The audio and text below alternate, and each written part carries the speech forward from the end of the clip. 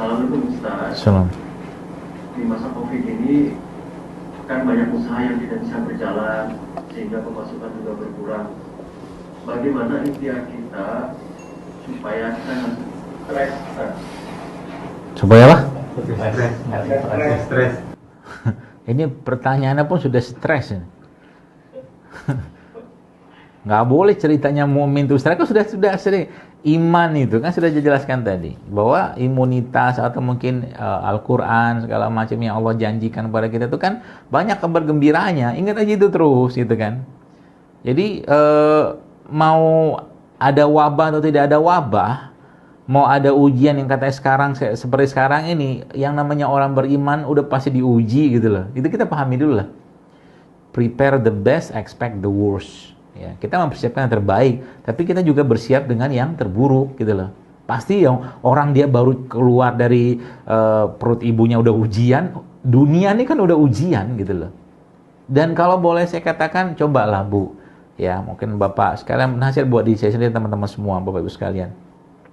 Dari hidup kita yang selama ini sudah Allah berikan, sudah bisa makan, minum, bisa sekolah, anak-anak segala macam. Berapa lama sih katakanlah hidup yang kita tuh benar-benar susah? Ada 15 tahun, ada 10 tahun, ada 5 tahun, nggak ada. Ya, sedikit sekali sebenarnya. Sabarlah sebentar, ya. Nggak usah bicara-bicara stres, ya.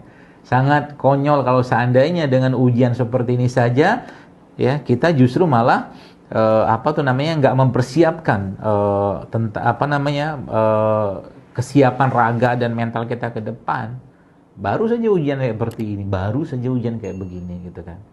Ya, nah situlah nanti kita tahu bahwa ternyata iman kita itu seperti ini levelnya, tingkatnya. Itu yang pertama. Terus bagaimana cara solusi dalam Islam?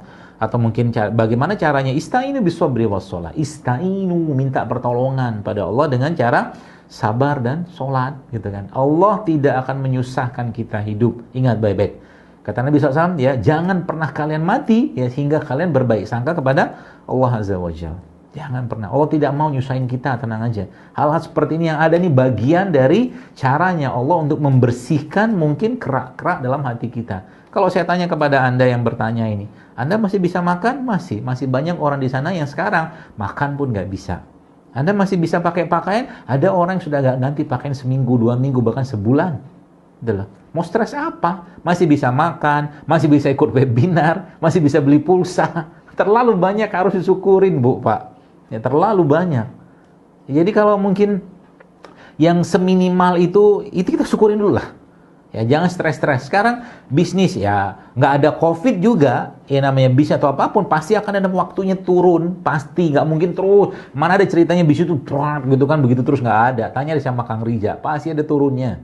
Nggak mungkin nggak. Waktu turun itu apa? Persiapkan diri untuk menyambut ya kemenangan berikutnya dari Allah Subhanahu wa taala. Jadi jangan malah justru dalam kondisi seperti sekarang ini malah kita sibuk dengan hal-hal yang remeh-temeh.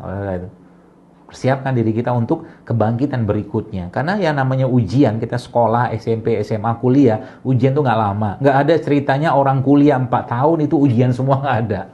Ujian yang paling seminggu, gitu loh. Tenang aja, ada waktunya. Allah akan kembalikan ini semua. Ya, jangan khawatir. Tapi kata kuncinya baik sangka kepada Allah. Yakinlah Allah tidak akan mau menyusahkan hamba-hambanya, dan Al-Quran lagi balik-balik ke Al-Quran. Ya. Kata Allah apa? La yukallifullahu nafsan illa wus'aha. Tidak akan Allah bebankan sesuai dengan kapasitasnya kita. Begitu terus dalam kehidupan tuh. Jadi kalau kita sudah seperti ini terus, akhirnya hari-hari kita tuh kita penuh dengan baik sangka dengan Allah.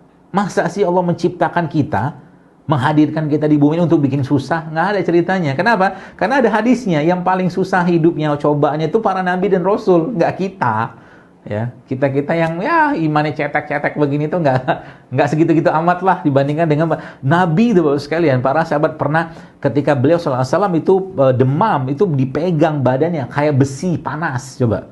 Demamnya saja itu bisa mungkin 40, 50 derajat. Ya kalau mungkin ala-ala kita lah, kita hitung pakai derajat Celcius gitu kan. Kita belum ada apa-apanya, maka terlalu banyak yang harus disyukurin. Dan kalau kita bikin antara kotak doa yang sudah dikabulkan sama Allah sama kotak doa yang belum dikabulkan Allah, akan jauh lebih banyak isi kotak yang sudah Allah kabulkan. Maka in syakartum la azidannakum, bersyukurlah.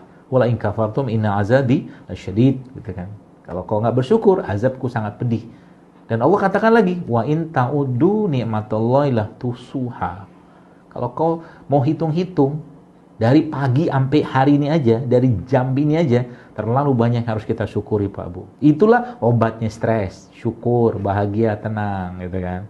Seperti itu. Wallahu a'lam bishawab. Semoga Allah segera perbaiki keadaan ini, dan semoga bagi yang usaha ya bisa atau apapun ya, semoga dengan caranya tetap Allah berikan rezeki tadi ya, karena sebagaimana maut mengejar seseorang, maka rezeki juga akan mengejar seseorang hingga ajalnya tiba.